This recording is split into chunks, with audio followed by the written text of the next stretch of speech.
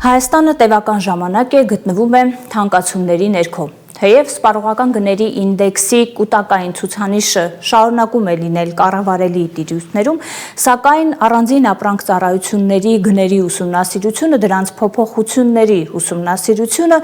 մեղմ ասած այնքան էլ կառավարելիության մասին չեն խոսում, հատկապես երբ խոսքը վերաբերում է առաջին անհրաժեշտության ապրանք ծառայություններին։ Եվ այսպես 2025 թվականի հունվար-դեկտեմբեր ամիսների կտրվածքով սպառողական գների ինդեքսը նախորդ տարվա նույն ժամանակաշրջանի համեմատ ավելացել է 3.3%-ով։ Ես կխնդրեմ ցուցադրել մեր առաջին պատկերը, որտեղ սպառողական գների ինդեքսի ընդհանուր ցուցանիշներն են ներառված, եւ այդ թվում սննդամթերքը նախորդ տարվա նույն ժամանակաշրջանի համեմատ թանկացել է 5%-ով, ալկոհոլային խմիչքներ եւ ծխախոտ ապրանքախմբում ունենք 6% թանկացում, առողջապահական, տրանսպորտի եւ կրթական ծառայությունների գները ավելացել են համապատասխանաբար 3.4, 4.8 եւ 8%-ով։ Սպառողական գների ինդեքսի այս բացվածքը, որը իրականում որոշակի սահմանափակ բացվածք է, բայց ինքնին ցույց է տալիս, որ այդ միջինացված 3.3% ցուցանիշը ամբողջական պատկեր չի հաղորդում, իսկ ամբողջական պատկերի համար դա առավել այսպես ցայտուն երևում է, հատկապես երբ ուսումնասիրում ենք առաջին անհրաժեշտության պարենամթերքի գների փոփոխությունները։ Որոշ տվյալները ներկայացված են մեր երկրորդ պատկերում, ըստ այդմ սննդամթերքի թանկացումը 2025 թվականի դեկտեմբերին նախորդ տարվա դեկտեմբերի համեմատ ուրեմն 4.3% է կազմել։ Միայն մեկ ամսվա կտրվածքով, այսինքն 2025-ի դեկտեմբերին նոյեմբերի համեմատ գներն ավելացել են 2.9%-ով ներողություն։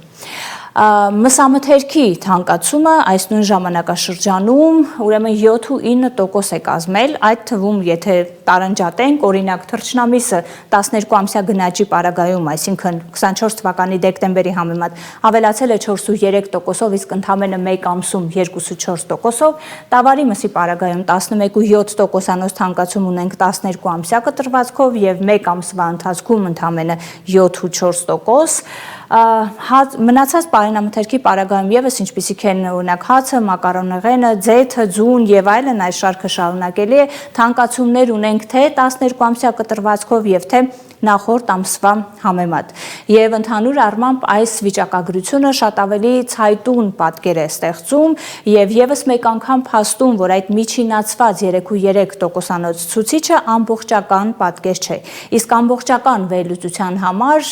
պետք է ուսումնասիրությունը շատ ավելի խորքային անել եւ ոչ միայն այդպես միջինացված ցուցանիշով, այդ թվում նաեւ փորձելով հասկանալ թանկացումների պատճառները։ Ինչ վերաբերում է պատճառներին, պատճառները տարբեր են, այդ թվում կան թե արտաքին գնաճային ճնշումներ կան եղել են,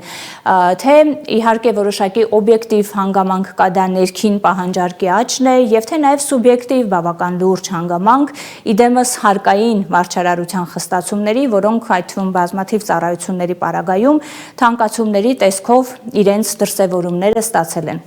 Ինչևիցե, այդ պատճառների վերլուծությունը եւս այդ համապարփակ եւ ամբողջական վերլուծությունը ցույց է տալիս, որ պատկերը շատ ավելի խնդրահարույց է։ Բնականաբար, որքան էլ պատճառը լինի օբյեկտիվ կամ սուբյեկտիվ, այդ պատճառը հանգեցնում է որոշակի արդյունքի այս պարագայում իդեմս թանկացման։ Իսկ այդ արդյունքը բավական երկար ժամանակ, տևական ժամանակ առաջին անհրաժեշտության ապրանքների թանկացման տեսքով ենթադրում է որոշակի գործողություններ, քայլեր, առնվազն սոցիալական հետևանքների մեղմանն ուղղված մեխանիզմների մշակում։ Օրինակելի պարագայում իհարկե խոսքը վերաբերում է եկամուտների համընդհանուր բարձրացմանը, համընդհանուր ինդեքսավորմանը եւ առավելապես ու առաջին հերթին սոցիալապես խոցելի շերտերի համար։ Այս թեման այսօր առավել քան զգայուն է հաշվի առնելով այսօր իրականացվող գործողությունները եւ նաեւ զուգահեռ քարոզչությունը։ Բնականաբար խոսքը առավելապես վերաբերում է տարատեսակ քեշբեքերի մասին խոսակցություններին, որոնք ներկայացվում են որպես այդ թվում համընդհանուր բարձրացում, դա կլինի կենսաթոշակներից անկախի կառավարի քեշբեքերը, թե առկա քարտերից անկախի կառավարի յետ վճարները, յետ վերադարձվող գումարները։ Եվ այս պարագայում շատ հաճախ նույն հանրության համար շփոթեցնող իրավիճակ է ստեղծվում։ Տեսեք, մի կողմից այդ քարոզչությունն է, որ այդպիսով տեղի է ունենում բարձրացում եկամուտների աճ, հետևաբար նաև որոշակիորեն սոցիալական խնդիրների մեղմում, եւ մյուս կողմից հակաքարոզչությունն է, որ հայտարարվողն ու իրականությունը համարժեք չեն։ Այս պարագայում իսկապես նույն հանրության համար շփոթեցնող եւ զգայուն իրավիճակ եւ միջավայր է ստեղծվում։ Եվ նույն տրամաբանության ներքո հարկ է նշել, որ որևէ կերպ չկա մեր կողմից միտում, նպատակ նսեմացնելու նույն այդ ետվերադարձերի նշանակությունը, սոցիալական դերը քաղաքացիների համար, բայց այստեղ կան խնդիրներ, որոնք շրջանցել եւս չի ստացվում։ Սկսենք օրինակ տեխնիկական հնարավորություններից։ Եթե այսօր կան դեռևս տեխնիկական խնդիրներ նույն մեր հասարակության որոշակի շերտի եւ հատվածների համար դժվար է անկանխիկով առևտուր անելու եւ հետեւաբար նաեւ այդ ենթադրվող ուրեմն յետվճարներից որոշակի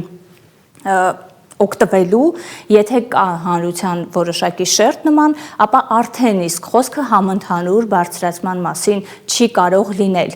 Մյուս կողմից, մյուս հարցադրումը այնուամենայնիվ յետվերադարձվող գումարների չափն է, հարցադրում, որի իրական հասցեատերը Հայաստանի Հանրապետության քաղաքացին է։ Արդյոք այդ յետվճարները, որքան էլ որ չնսեմացնենք դրանց նշանակությունն ու կարևորությունը, բայց վերոնշյալ թանկացումների համատեքստում արդյոք այդ յետվճարները որոշակիորեն համարժեք են եւ որքանով են կարողանում իրականում լուծել սոցիալական խնդիրներ։ Իդեպ, այդ հարցադրումը առկա է այն պարագայում, երբ անընդհատ նաեւ խոսվում է Հայաստանի կրկնակի աճ արձանագրած տնտեսության եւ տնտեսական աճի համատեքստում։